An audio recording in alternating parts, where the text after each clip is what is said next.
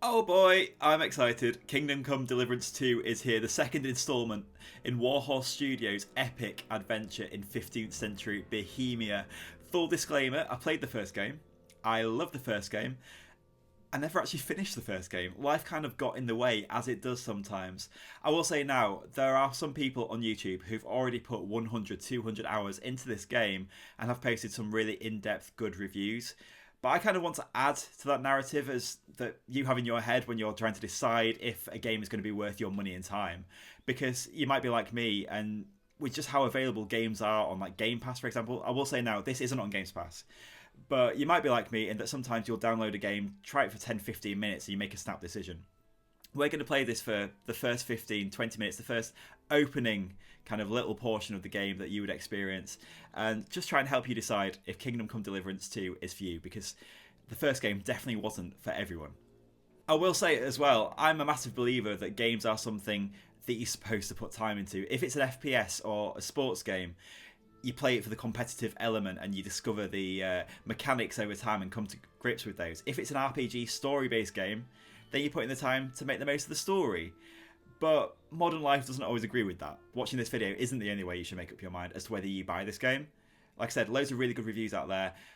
But just to give you a taster of what you can expect when you first load up the game, that's what we're doing today. So here we go, new game. How good is this music, man? How good is that music? So good.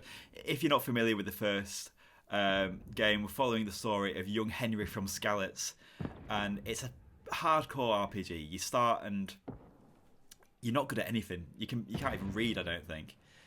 So I've got a bit of backstory here. King Wenceslaus taken captive by Sigismund, and a handful of loyalists stand by the rightful king.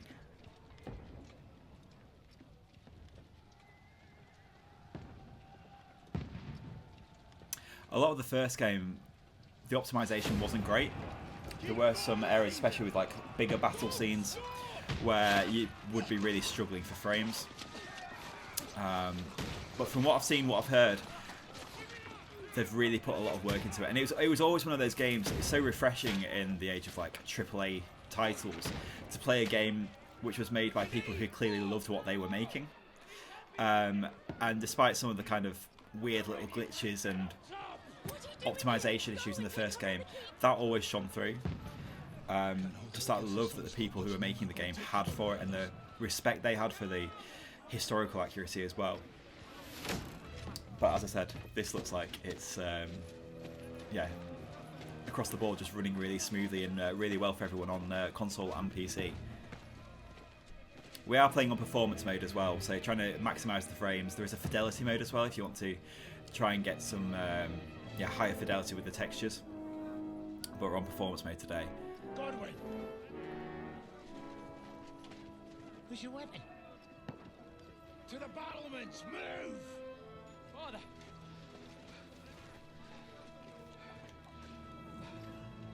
Can't forget my glasses. Will you come to anoint us before we die? We'll get anointed after the battle, Sir Hans. With booze. Get ready!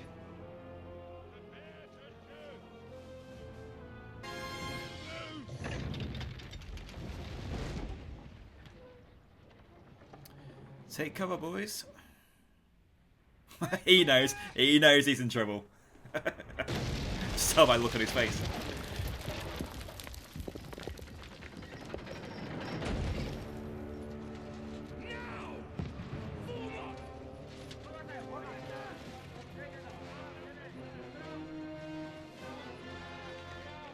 I already really like the look of this and the lighting. Like, it's not oversaturated.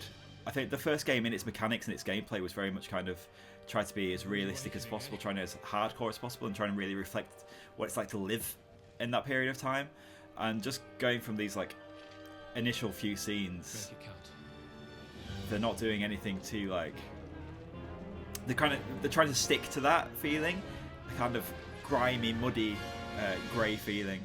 Don't get me wrong, there are some wonderful like open vistas and like sunny scenes as well, but in this initial portion it really looks like they're sticking true to to the time period, and we're into it. Got a crossbow. I don't know who we're playing. We haven't seen Henry yet. I don't know where he is, but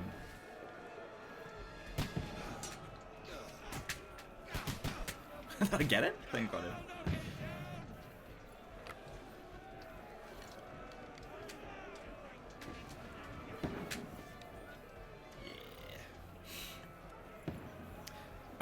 I can't play any game which has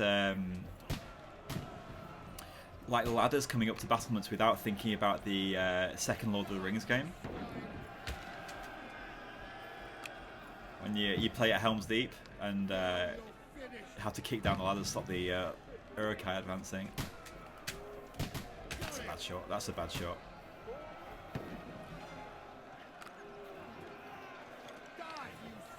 Nice little detail. I love how that guy's like standing on that stone there just to kind of get a better vantage point.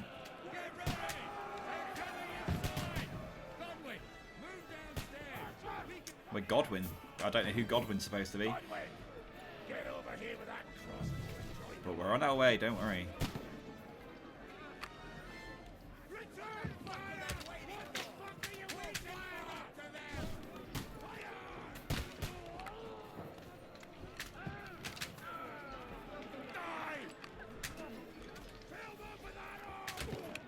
It takes a little bit of time to takes a bit of time to reload. I keep getting blocked from reloaded by the terrain because I don't have enough space.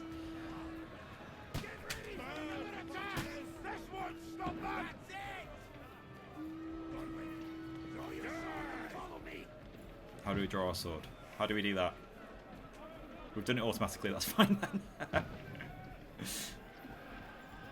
The combat really wasn't for everyone in the first game. It was like quite intense. It wasn't like hack and slashy. It wasn't quite as simplified as you might expect from like another open world RPG like Skyrim. There's quite a bit of skill to it, and I'm going to tell you now, I definitely do not have that skill right now. I don't know how do I don't know what I'm doing. I've got no idea what I'm doing. I can knock down this ladder though. Enemy's too close. Where is the enemy?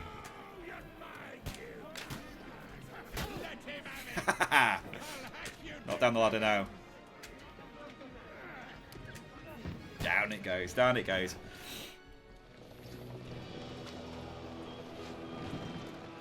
I will say for a tutorial of a game that does have a complex kind of sword play system, didn't really get any guidance there as to what to do. I think it's by sheer luck that I held on, because for a moment it was looking pretty dicey. He's having a bad day.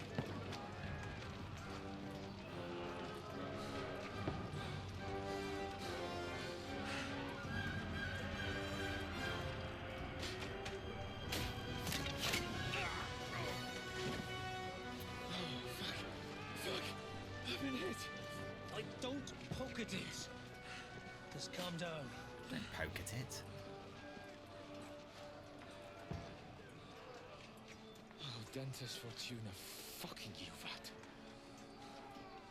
Jesus. This is an epic start to a game, man. This is epic. Like, supposed to deliver a message to Trotsky. That to me sounds like we're about to get a flashback. I was expecting was a fuck or two. We're about to go back in time.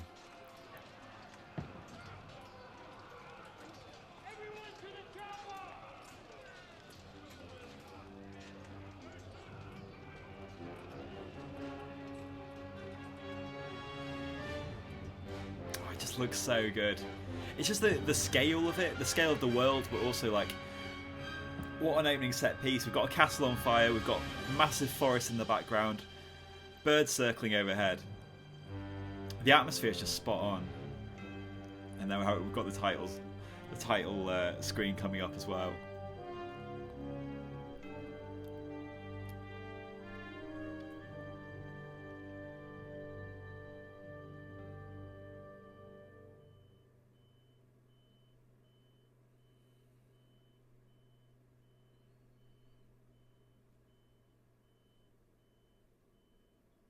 The suspense. We're getting a bit Gladiator. Russell Crowe going to walk through here. And there's the flashback. Several weeks earlier. I knew we were going back in time then.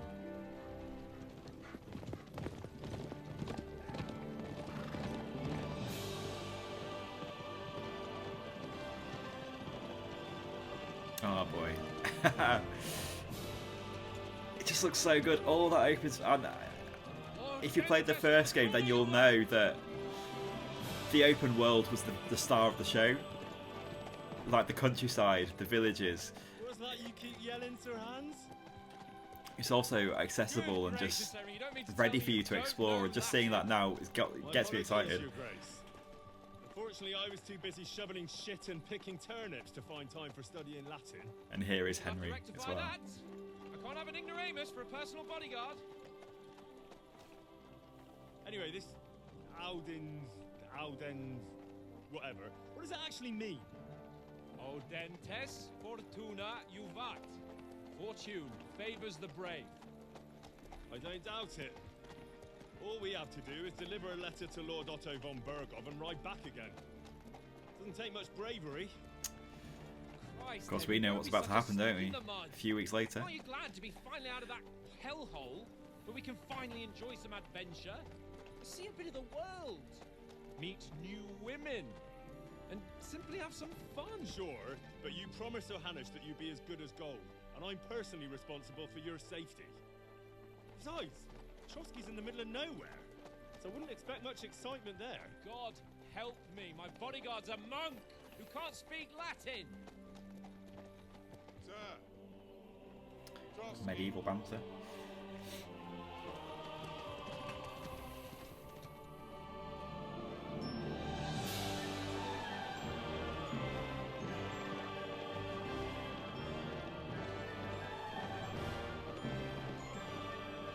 How good is that soundtrack? I know I keep saying it. I'm gonna keep on saying it. How good is that soundtrack? That is fucking impressive. It makes Perkstein look like an outhouse. Bergov must be made of money.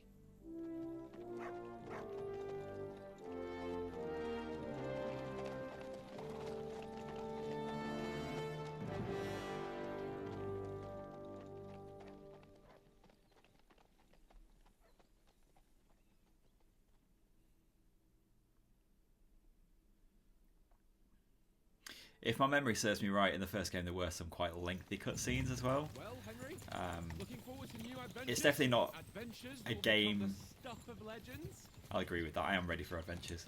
It's definitely not a game designed to be rushed through. Fellas have turned up on their doorstep. You bet we will. It's the experience, it's the adventure, it's the journey along the way. And then hop, skip to the nearest tavern. We'll drink to our success and chase some local wenches, eh? But why didn't Uncle Hanush take care of it himself? Unless maybe he's just testing me. Aye, it does look like that. He'll hand over all the Ratai estates to you one day. So I expect he wants to be sure you won't botch it. Of course. How could I possibly botch it up? There are foreign armies rampaging through Bohemia. The king is in captivity, God knows where, and here we are in the middle of it all, carrying an important document. No, I intend to make the most of this trip, one way or another. Me So do too. I. Me too, Hans. Fortuna's al dentes fortuna juvat. See now, there's the Henry I know and love. Well, enough of the chat. Trotsky's almost within reach. Sir Hans, how's it looking there in the back? All good, Oates. Just keep your eyes on the road ahead. Exactly. If anything in front of us even looks like it's moving, we want to know. Keep your hair on, eh? Old Oak's got eyes like a hawk. I don't miss nothing.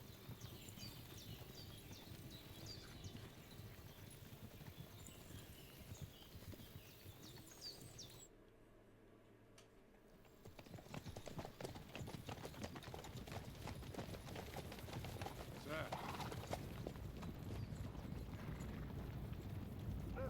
Uh-oh. Who's this then?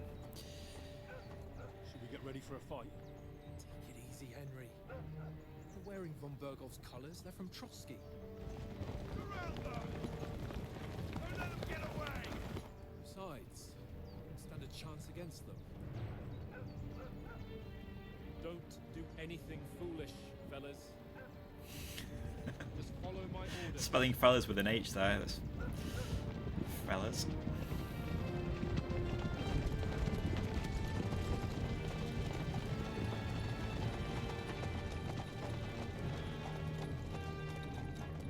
Halt!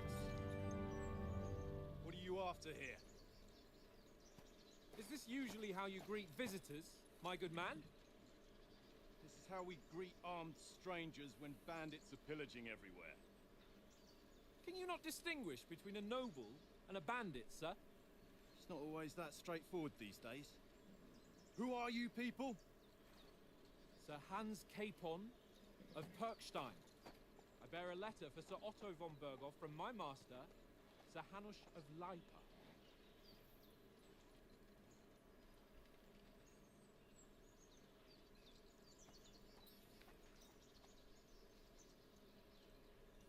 This is indeed the seal of the Lords of Leipa.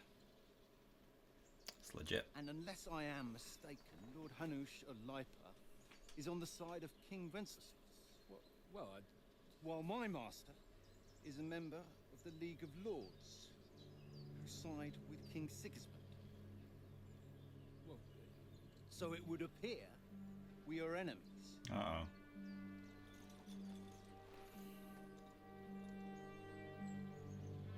We don't want trouble. We don't know how the fighting works. Sort them out, Henry. What are we going to say here? Not enemies. We're carrying a message with the aim of putting a stop to the hostilities. And who are you? Henry, from Skalitz. So we've got some choices here. What's our playstyle? Are we a soldier, an advisor, a scout? A soldier likes nothing more than to have a weapon in his hand and wear a strong suit of armour. He's also infamous for his short temper. An advisor prefers to solve things using his knowledge, sharp tongue and a kind word. And a scout likes to hide in the shadows and solve tasks silently, undetected and by stealth. It's difficult. I think I might go advisor. I like the idea of like the charisma kind of being a large part of at least the early game. Choosing a playstyle will give you some starting experience points. But the choice of what traits you'll develop next is up to you. So it's just the initial little push. And I think in this situation, knowing that we don't know how to swing a sword properly yet, definitely saying that we're an advisor makes a whole lot more sense. I'm Lord Capon's advisor and scribe, and now an envoy as well. From Skalitz, you say? The one that King Sigismund's Cuman forces plundered? And slaughtered everyone. Even so, I'm not going to Trotsky as an enemy, but as a peace envoy. Even so, you're still strangers here, and armed strangers to boot. And as it happens, we're on the trail of just such a band. So It's why not us, should Gov. I trust you? And this is what I mean when I say that this game is maybe not for everyone. Like the amount of information you just get thrown at you is massive at times. Tutorial screens can look like reading a book. You can solve a lot of situations by convincing the other side. In dialogues, you'll have a choice of some of the options below that define how you will react. But beware, persuasion requires the other party to believe you. Makes sense. Speech, you try to handle the situation peacefully and without conflict. Charisma, you make good use of your noble appearance. So your clothes make a massive difference. If you go somewhere and you're wearing the wrong clothes, or your clothes are muddy and you need a wash, you're not going to have the same charisma. You might fail that charisma check. Your might is whether you come across as a hero or not. Coercion, using lies and manipulation. Domination, make it clear to the other person that you're superior to them. I mean, not the case here, is it? And dread, when reasoning doesn't work, threats might. Many situations can be solved by reasoning with the other party. Within dialogues, you'll have several options of how to react, but be warned the other party won't always believe you. So that shows our stats, and then we've got a little symbol, a little kind of face symbol to which tells us of our reputation with the counterparty we're having a dialogue with. Persuasion is not about picking the highest number, it's about who you're talking to, what you look like, what your reputation is. For example, threatening a bunch of thugs with violence alone is usually pointless, just like claiming to be a nobleman with straw sticking out of your boots. This is what I mean. Like, you've got every little choice matters, and sometimes you'll make a choice and you don't know how important that choice is until 5-10 minutes down the line, an hour later, who knows when. But again, not for everyone. For me, I'm like, I just want to get involved. I just want to get so into it. We can close that now. Do we resolve the situation using our speech, our noble appearance? I mean, our noble appearance, this guy's probably kind of on equal standing with us. Chivalry, our martial skills and strength, he's probably going to be better. I'm going to go for the speech, as envoys were offering an alliance. We want to resolve conflicts, not to stir up more. Once more, I assure you we have no evil intentions. You can escort us to Trotsky, and everything will be explained there. That we can guarantee. Very Success. That's what we're talking about. Just thinking it through.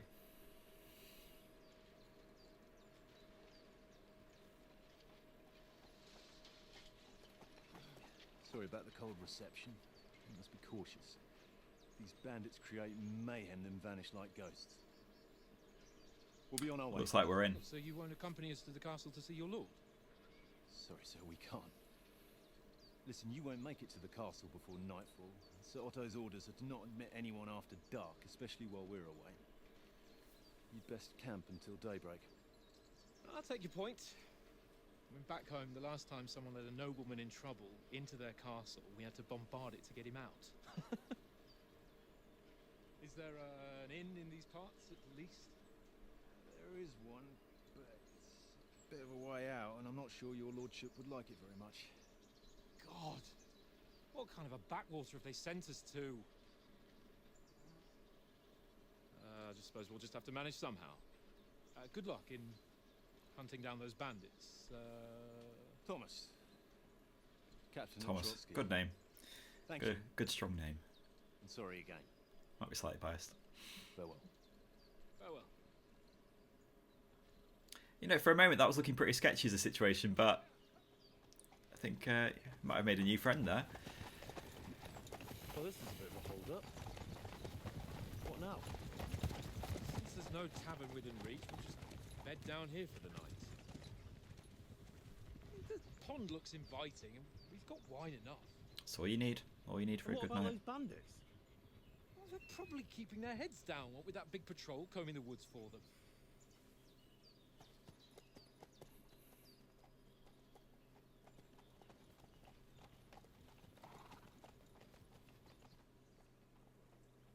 Come on, fellas. We'll camp here on the bank. At least we can bathe. I stink almost as bad as the rest of you, and you lot are rank.